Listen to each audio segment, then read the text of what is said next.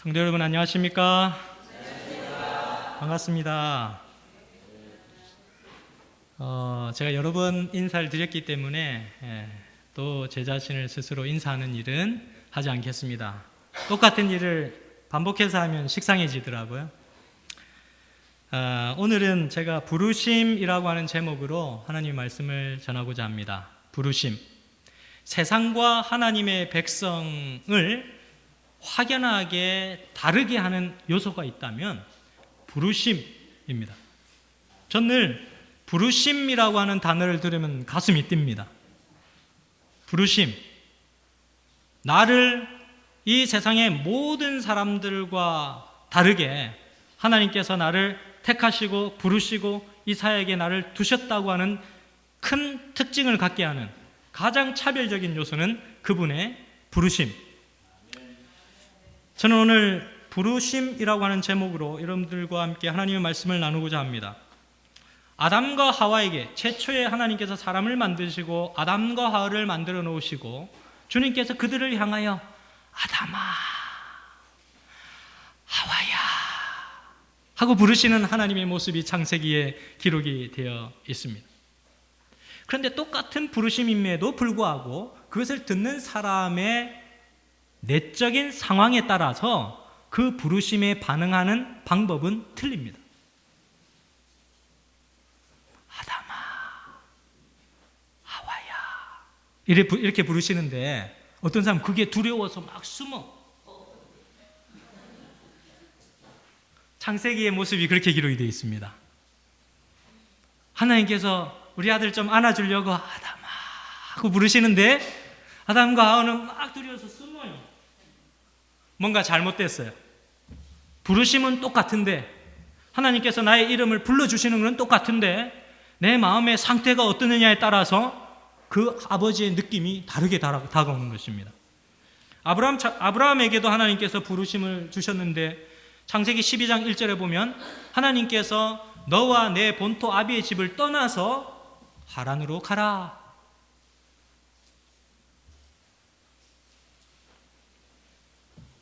하나님께서는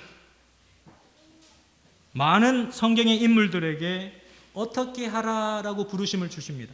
창세기 12장 4절에 보면 이에 아브라함이 여호와의 말씀을 쫓아갔고 하나님께서 어떤 말씀을 주셨는데 그게 내 마음에 들지 않아요. 그리고 내가 가야 할 장소인 것 같지도 않아요. 그리고 내 환경과 내 미래와 결정된 어떤 것에 유익을 줄 것 같지도 않아요. 그런데도 불구하고 아브라함은 순종하며 주의 음성에 귀 기울이는 모습을 볼 수가 있는 것입니다. 출애굽기 3장 4절에 보게 되면 모세가 호렙산에서 모세의 이름을 부르시는 하나님의 모습을 듣게 됩니다. 모세야. 호렙산에서는 그 음성을 듣고서는 모세는 찌릿찌릿한 느낌을 가지면서 하나님의 임재 앞에서 하나님의 큰 영광 앞에서 내가 하나님을 배웠다. 내가 어찌할꼬 내 자신에 대한 죄책감과 두려움과 아픔 속에 그가 신고 있던 신발을 벗게 되는 것입니다. 와, 그같이 크신 분이, 그같이 거룩하신 분이 나를 불러주셨구나. 너무너무 감사한 끝에 모세는 그 자기가 발을 딛고 있던 그 장소에서 신발을 벗게 되는 것입니다. 하나님께서 사무엘에게 찾아오셨습니다.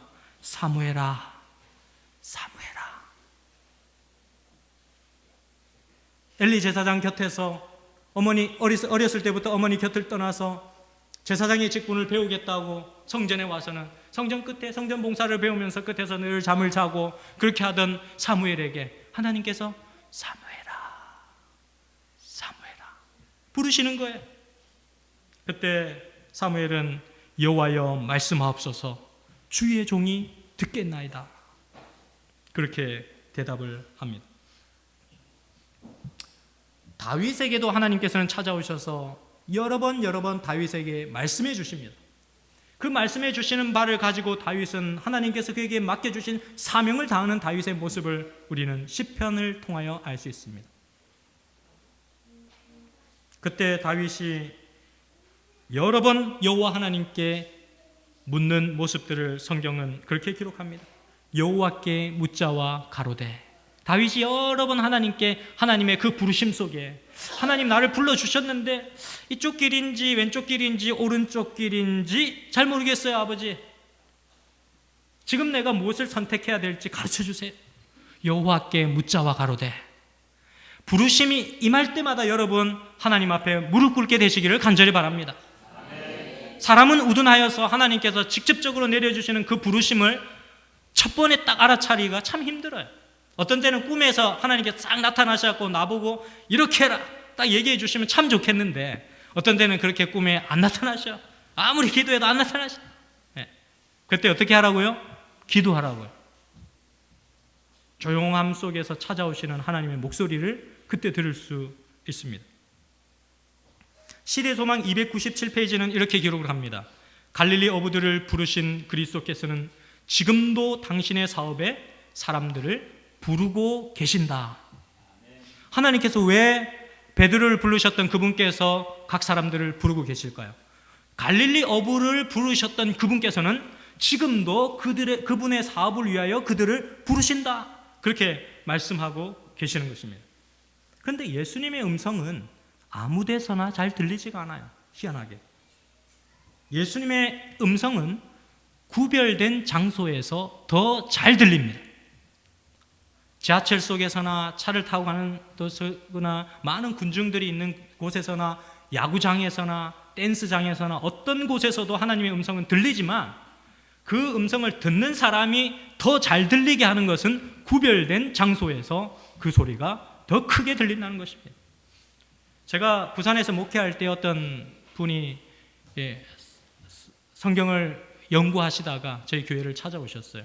그러다가 인터넷을 통하여서 또 이상구 박사님의 강의도 들으시고 또 여러 목사님들의 강의도 들으시고 하셔서 말씀을 더 배우고 싶다고 오셨어요.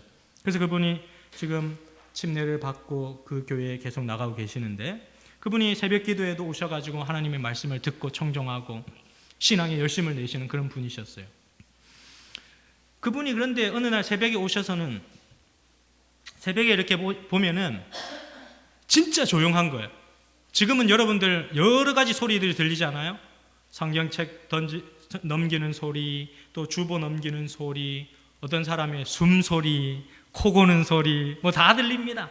그런데 새벽에 하나님의 말씀을 듣기 위해서 아주 조용한 시간에 딱 일어나서 의식을 깨고 내 의식이 깨는 그 시각에 무릎을 꿇어보면 하나님의 음성이 제일 크게 들려요. 딴 소리들은 다 자고 있으니까, 다른 세상이 내는 소리들은 다 자고 있으니까 하나님께서 내시는 소리는 좀 더 분명하게 들리는 거예요. 어떤 그 음악을 참 사랑하는 음악 애호가가 이렇게 얘기를 했어요. 잘 들어보세요. 여러분들 신앙에 한번 적용시켜 보세요. 이분은 음악을 얼마나 좋아하는지 바하의 그 최고의 걸작품인 골든베르크를 위한 변주곡을 가장 좋아한대요. 근데 그 음악을 들을 때는 굉장한 준비를 하고 그 음악을 듣는다는 거예요. 그냥 아무렇게나 와서 다 음악을 듣는 게 아니고 이렇게 듣는다는 거예요. 바하의 최고의 걸작은 골든베르크를 위한 변주곡으로 꼽힌다. 어떤 음악 애호가는 이 곡을 감상할 때 다음과 같은 준비를 한다. 나는 그 곡을 제대로 듣기 위해서 먼저 마음을 준비한다. 내가 어느 날 그 곡을 듣기로 계획을 세우면 그 이전 며칠 동안은 다른 음악은 절대로 듣지 않는다. 그 곡만 잘 감상하기 위해서이다. 물론 지하철이나 길에서 여러 음악이 들려오지만 가급적 나는 내 귀를 막아버린다. 그동안 내 귀를 아끼며 깨끗이 비워두는 것이다. 그렇게 기록을 했습니다. 그 바하가 지은 골든베르크라는 변주곡을 듣기 위해서도 그 음악을 사랑하는 사람은 자신의 귀를 잘 듣기 위해서 준비하는 그런 음악 애호가의 모습을 볼 수 있습니다. 제가 퀴즈를 한번 내겠습니다. 땡땡에 들어갈 수 없는 것. 교회는 있다. 그러나 땡땡은 없다. 그 땡땡에 들어갈 두 가지 글자는 뭔지 한번 생각해 보십시오. 남은 무리는 있다. 그러나 땡땡은 없다. 안식일 교회는 있다. 그러나 땡땡은 없다. 두 글자에 뭐가 들어갈까요? 힌트를 드리자면 오늘 말씀 주제와 연관이 되어 있습니다. 제 제목 설교가 뭐죠? 주보 한번 보시기 바랍니다. 예, 그거를 좀 한자어로 바꿔서 두 자로 표현하면 소명. 딩동댕. 어느 분이 말씀하셨습니까? 예, 안실학교에서 나중에 선물을 수령하실 수 있겠죠? 예, 얘기가 안 됐습니다. 교회는 있는데 소명이 사라진 시대, 남은 무리는 있는데 소명은 사라진 시대, 안식일 교회는 있는데 그 소명을 상실한 시대에 저희는 살아가고 있습니다. 소명을 도둑맞은 시대에 저희들은 살고 있다는 것이죠. 종교 암흑 시대 AD 538년부터 1798년까지 영적인 암흑, 영적인 가뭄이 얼마나 심했는지 모든 사람들의 영적인 생명력을 다 앗아가 버린 시대가 그 시대였습니다. 그 시대에 왜? 사람들의 손에서 무엇을 뺏어갔어요? 성경을 뺏어갔어요. 성경을 법적으로 금서 목록으로 정해놨습니다. 법적으로. 그래서 성경을 읽다가 걸리면 감옥에 가는 것입니다. 그리고 더 지독하면 화형에 처해지는 것입니다. 그 시대에는 성경을 사람들의 손에서 빼앗아갔어요. 근데 지금은 사단이 어떻게 한다고요? 사람들의 삶 속에서 소명과 부르심을 앗아가는 것입니다.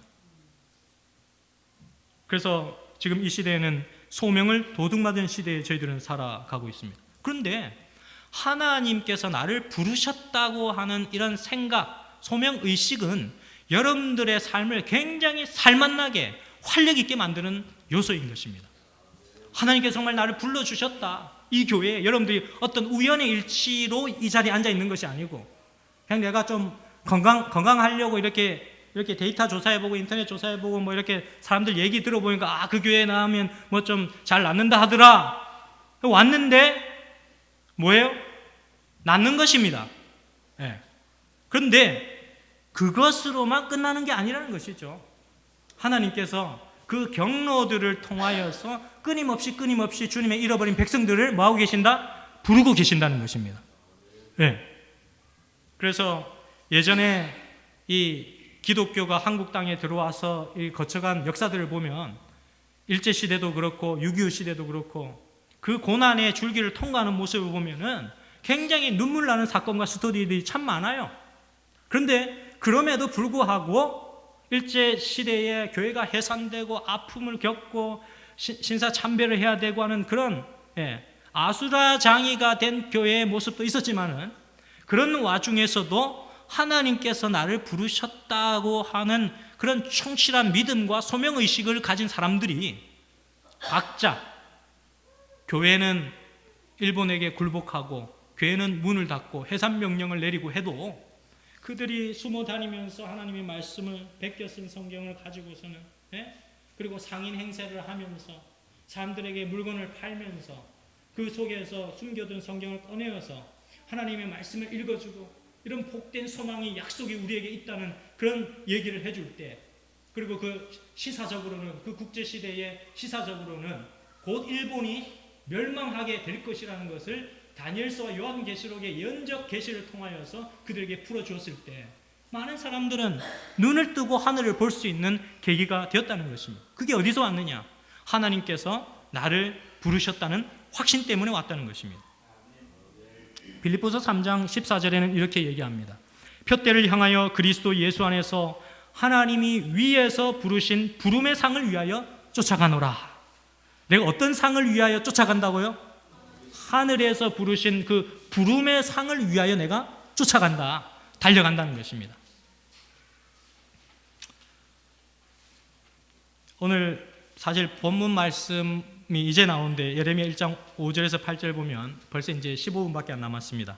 예레미야 1장 5절에서 8절 말씀을 보면 내가 너를 복중에 짓기 전에 너를 알았고 내가 태에서 나오기 전에 너를 구별하였고 너를 열방의 선지자로 세웠노라 하시기로 내가 가로되 슬프도소이다 주 여호와여 보소서 나는 아이라 말할 줄을 알지 못하나이다. 여호와께서 내게 이르시되 너는 아이라 하지 말고 내가 너를 누구에게 보내든지 너는 가며 내가 내게 무엇을 명하든지 너는 말할지니라. 너는 그들을 인하여 두려워 말라. 내가 너와 함께하여 너를 구원하리라. 나 여호와의 말이니라. 하나님의 부르심에는 저항할 수 없는 신비한 특별한 능력이 있습니다. 이 말씀을 잘 보시면 예레미야 1장 5절에서 8절의 이 말씀을 잘 보시면 내가 너를 예레미야에게 하는 말씀, 예레미야 선지자에게, 그 시대의 예레미야 선지자에게 하는 말씀입니다. 내가 너를 복중에 짓기 전에 너를 알았고, 이렇게 얘기해요. 하나님께서 여러분들이 태어나기도 전에, 여러분들이 어머니의 뱃속에 잉태되기도 전에, 태아로 어머니의 뱃속에 있기도 전에 하나님께서 여러분 각자를 어떻게 하셨다고요? 알았고. 네. 부르심에는 세 가지의 요소가 있습니다. 전제적인 세 가지 요소. 첫째는 계획하심. 하나님께서 우리 각자에 대해서 플랜을 가지고 계신다는 것입니다. 여러분 각자의 인생은 여러분이 계획하는 것이 아니고, 학교 우리 방학 때 보면 아이들이 방학 계획표 쓰고 일일 계획표, 그 다음에 주간 계획표, 월별 계획표 이렇게 막 짜지 않습니까? 플랜을 하죠. 그렇죠? 근데 그 계획표대로 내 인생이 결정되어지는 것이 아니라 내 인생이 결정되어지는 것은 하나님께서 세우신 그 플랜에 의해서 내 인생이 결정되어진다는 것입니다. 계획하심. 하나님께서 누군가를 딱 부르셨을 때는 플랜은 그 사람에 대한 플랜을 가지고 있다는 거예요. 두 번째는 구별하심. 이 사람을 내가 특별하게 내 오른편에 구별해서 둔다. 네, 보증입니다. 계획, 구별하심. 세 번째는 세우심입니다. 이런 세 가지 요소들을 통해서 하나님께서 오늘 우리들을 불러주셨는데요. 첫 번째, 알았고라고 하는 이 부분은 히브리어로 야다라는 단어를 써요. 야다. 다 같이 한번 따라해 보겠습니다. 야다. 야다. 히브리어로 뭐라고요? 안다. 좀 비슷하죠, 발음이? 안다, 야다, 안다, 야다, 안다, 얀다. 비슷합니다. 근데 야다라고 하는 것, 아는 거는 그냥 학원에서, 학교에서 선생님이 가르쳐 줘가지고 지식적으로 아는 것, 지식적인 알을 야다라고 히브리인들은 말하지 않는다는 거예요. 그럼 어떤 거를 안다라고 얘기하는가? 그들은 실제적으로 경험해 본 것, 이렇게 맛을 보고 탁 본 것, 꿀이 딱 맛을 보고 달다, 글자에 딱 적혀서 딱 달다라고 표현되어진 것을 알았다. 제가 글자에다가 꿀을 발라놓고 그렇게 교육을 한다 그러죠. 꿀을 발라놓고 탁 해가지고 글자를 배우는 거는 맛있는 거구나, 좋은 거구나, 체험적으로 안다는 것입니다. 근데 성경에는 더 나아가서 하나님과 사람이 하나의 어떤 일치감을 갖게 되는 그것을 안다라고 표현한다는 거예요. 요한복음 17장에는 예수 그리스도께서 끊임없이 겟세마네 동산으로 가서 기도하시는 모습이 나와요. 근데 그분께서 기도드리는 모습을 17장 1절부터 끝까지 읽어보시면, 주님, 제가 당신과 하나가 된 것처럼 저들도 저와 하나가 되게 해주십시오. 저들이 나와 하나가 된 것처럼 이 세상 모든 사람들도 나와 하나가 되게 해주십시오. 예수님께 그렇게 기도드리는 예수님의 모습이 나타나요. 정신적, 신체적, 진리적, 지식적 일치감, 모든 요소들이 일치감을 갖는 거예요. 그걸 안다라고 얘기해요. 안다. 하나님은 우리를 어떻게 아신다고요? 그렇게 안다. 말하지 않아도. 사랑하는 사람은 어떻게 해요? 말로 꼭 표현해야 아는 거 아니잖아요. 말로 표현하지 않아도 표정과 행동과 모습을 보면 저 사람의 심리적 상태가 어떻다는 게 느껴지는 거예요. 그럴 때 뭐 한다? 야다. 히브리어로 야다. 안다. 하나님께서 여러분 각자를 안다. 알아서 부르는 거예요. 아프지? 야, 누구야? 아프지? 어? 야, 기운내. 하나님께서 부르시는 거 이렇게. 그 다음에 두 번째는 하나님의 계획표 플랜인데요. 하나님께서는 우리 모든 사람들에게 인생의 계획표를 특별하게 가지고 계십니다. 그 어떤 누구도 흉내낼 수 없는 그 계획표가 여러분들의 삶 속에 숨겨져 있어요. 그걸 현대 과학자들은 발견해내어서 게놈 프로젝트다 그렇게 얘기를 합니다. 네, 발음을 잘해요. 게놈 프로젝트 발음 잘해야 돼요. 그래서 밖에 개자예요. 안에 개자가 밖에 개자가 아니에요. 안에 개자. 영어로는 GE, NOM 이렇게 그 게놈 프로젝트를 과학자들과 의학자들이 한번 살펴보니까 사람들의 몸속에 유전자들을 채취를 해내서 그걸 분석해 보니까 그 꼬불꼬불하게 스프링처럼 생겨진 그 유전자의 모습 형태에 뭐가 기록되어 있더라? 글자가 기록되어 있더라. 언어가 되어 있더라. 뭐라고요? 하나님은 사랑이시다고. 하나님은 사랑이시기 때문에 그 유전자에 기록된 모든 언어들이, 언어가 난 널 사랑해, 정말 살아야 돼, 정말 행복해야 돼, 힘내, 괜찮아, 좀 어때, 힘을 내자, 일어서자. 하나님의 사랑의 언어가 유전자에 막 들어가 있어가지고 현대과학자들이 밝혀보니까 그게 어때요? 지도로 다 펼쳐지는. 이야, 하나님께서 이렇게 과학적으로 그렇게 우리를 사랑하신다는 표현들이 유전자, 우리 몸속의 유전자 모든 곳에 머리 끝에서부터 발끝까지 다 표현되어 있는 거예요. 하나님의 사랑이. 그게 하나님의 계획이 포함되어 있는 거예요. 여러분, 서번트 증후군이라고 들어보셨어요? 예, 뉴스타트 동호회를 하시기 때문에 한번 들어보셨을 수도 있을 겁니다. 서번트 증후군이라고 특별한 증후군 형태가 나타나는데, 이런 종류의 사람들 대부분은 자폐증을 앓고 있습니다. 자폐증 환자의 약 10%가 이 서번트 증후군을 앓고 있는데, 이 서번트 증후군을 앓는 사람들은 모든 지적인 능력이 다 떨어져요. 그래서 학교에서 선생님들이 보면은 얘는 좀 전능하다라고 평가합니다. 그래서 같은 반에 공부를 못하고 특수반으로, 이런 아이들은 특수반으로 이렇게 구별돼서 옮겨져서 공부하게 되는 그런 아이들이 이 서번트 증후군에 해당되는 아이들인데, 근데 놀랍게도 이런 아이들의 약 3% 정도는 대단한 특별한 재능과 두각을 나타내면서 그 재능을 가지고 있다는 거예요. 어떤 애들은 굉장히 암산 능력이 탁월한 거예요. 다른 능력은 다 떨어지는데, 읽기, 말하기, 노래하기, 생각하기, 표현하기, 이런 능력이 다 떨어지는데 초스피드로 암산하는 거, 미국의 53개 주의 우편번호와 주소들을 싹 다 외우는 아이가 있는가 하면, 또 그 부산에서부터 서울까지의 모든 그 역명들, 또 부산 시내, 서울 시내의 모든 버스 노선, 차량의 노선, 이런 것들을 다 외우는 아이들이 이런 증후군에 해당되는 아이들에게서 나타나는 거예요.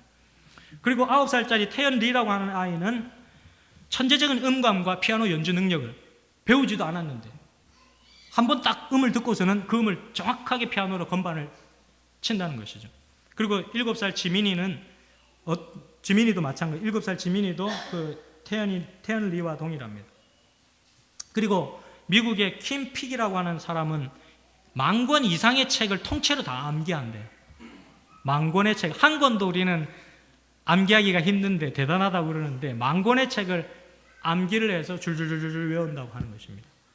그리고 말레이시아의 11살짜리 천재 화가가 있는데 이 친구하고 또 제가 오늘 사실 영상으로 보여주려고 했던 친구는 스티븐 월티셔라고 하는 그런 친구가 있는데, 이 친구들은 다른 모든 능력은 떨어지는데 그림 그리는 능력이 탁월하게, 그러니까 의사들의 얘기에 의하면 다른 모든 능력들이 그쪽으로 집중되어 가지고 다른 모든 능력은 떨어지는데 그쪽에 집중되어서 그쪽이 최대로 기형적으로 발달하는 거예요. 사실 말하자면 기형적으로 발달하는 거예요. 그래서 일반 사람들이 흉내낼 수 없는 탁월한 재능을 가지는 거예요. 그래서 헬리콥터를 타고 런던 시내를 한번 딱 올라가면 그 런던 시내를 눈으로 이렇게 쭉 보고서는 그림을, 스케치를 쫙 그려가지고 딱 보여주는데, 그게 실제로 사진 찍은 것과 거의 흡사할 정도로 아주 세밀하게 묘사를 다 해낸다고 하는 것이죠. 그러한 특별한 재능들이 희한하게도 어떤 사람들은 선생님을 잘 만나서 자기가 그런 재능이 있는지도 모르고 그냥 사회에서 버림받다가 그냥 사회에서 이렇게 매장돼가 죽어가는 아이들도 참 많은데, 어떤 사람은 선생님이나 부모를 잘 만나가지고 그냥 무시받고 그런 게 아니라 진짜 사랑을 받아가지고 나에게도 뭔가가 특별한 재능을 하나님께서 심어 놓으셨다는 걸 발견한 사람들은 인생이 완전히 180도 달라지는 거예요. 이런 사람들은 언론에 소개돼가지고 각 그 공공기관이나 교회나 이런 데서 막 초청을 하는 거예요. 네. 초청을 하면서 간증하면서 이렇게 하는 거예요. 인생이 완전히 180도 틀려지는 거예요. 그런 사람. 그래서 여러분들의 마음속에서 하나님이 여러분들을 얼마나 사랑하고 계시는지를 발견할 필요가 있다. 어디에서요? 그분의 부르심 속에서. 근데 그 부르심에 응답할 수 있는 사람은 여러분 각자 한 사람 본인밖에 없어요. 그 어떤 사람도 하나님의 부르심에는 엄마라도 아빠라도 대신 그 부르심에 예 하고 답할 수 없어요. 각자의 인생은 각자가 책임을 지는 것입니다. 하나님께서 여러분 부르셨을 때 그 인생을 책임져 주시는 분은 하나님이시지만 그 부르심에 반응하는 그 사람들은 여러분 각자이어야 한다는 것입니다. 천사들도 그것을 대신할 수 없는 것입니다. 그 다음 세 번째는 구별하심인데요.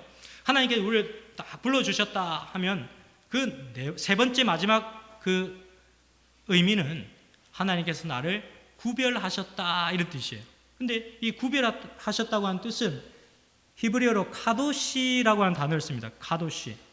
근데 이 카도시는 그냥 구별하는 게 아니라 어떤 물건을 완전히 반쪽알을 딱 내어서 깨어지거나 찢어지거나 갈라졌을 때, 돌이든지 나무든지 뭐든지 어떤 물체라도 두 개가 완전히 두 동강이가 났을 때, 그리고 그것을 맞추어 봤을 때 완전한 일치를 이루었을 때, 그것을 구별하신다라고 표현합니다. 그리고 그것을 성경에서는 언약이다라고 이야기를 합니다. 근데 고대 근동의 히브리 백성들을 포함한 고대 근동에 살았던 많은 사람들의 삶 속에서는 가장 중요한 약속, 인생에 절대로 어그러져서는 안 되는 언약, 약속, 변경될 수 없는 언약에 관해서는 살아있는 짐승의 몸을 둘러 쪼개는 약속을 했다는 것이죠. 들짐승, 비둘기를 쪼개든지, 그 다음에 양을 쪼개든지, 소를 쪼개든지, 짐승을 쪼개어서 그 언약의 상태로 그 쪼개진 짐승의 둘 사이를 지나감으로 인하여서 그들은 하나님과의 참 언약을 맺게 되었다는 것입니다. 하나님은 여러분들을 그렇게 구별하셨어요. 십자가에서 하나님 사랑하시는 독생자 아들을 주셔서 십자가의 그 두 몸이 쪼개짐으로써 십자가의 피가 흘려짐으로 인하여서 가장 중요한 언약, 결코 세상이 두 동강이 나도 변개되지 않는 언약 약속을 주셨다는 것입니다. 여러분들을 어떻게 하시겠다고요? 살리시겠다고. 여러분들을 하늘에 모두 다 데려가시겠다고요. 여러분들을 하늘의 백성으로 삼으시겠다는 약속을 하나님께서 주셨습니다. 죄책감으로 또 여러분들의 실수로 양심의 가책으로 슬퍼하지 마세요. 하나님 앞에 나오시고 그 모든 아픔과 가책과 그 죄의 질병들을 하나님 앞에 내려놓으세요. 하나님께서 그 일들을 처리하셨습니다. 그 사실을 믿으시고 주님 앞에 나오실 때 결코 폐기함이 없는 하나님의 언약과 사랑이 여러분들을 하늘로 인도해 주실 줄 믿습니다. 이제 마지막으로 제가 안수 받았을 때 지은 글이 있는데 하나 읽어드리고 마치겠습니다. 시간이 다 됐네요.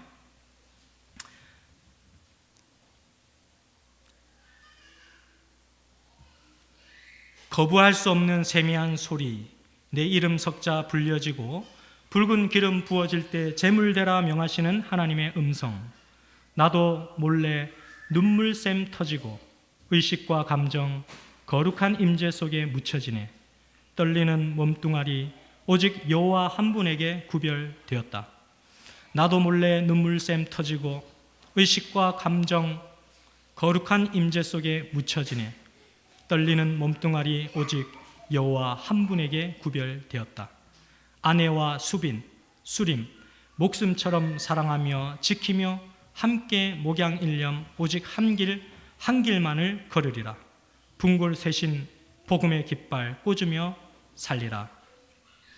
여호와 주여, 내 인생의 짧은 목회의 날 동안 당신만이 내 영광이 되소서. 2005년도 2월 6일에 안수를 받고 제가 지은 글입니다.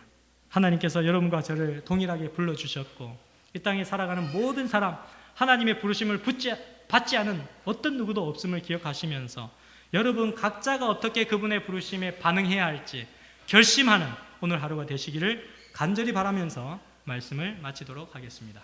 아멘.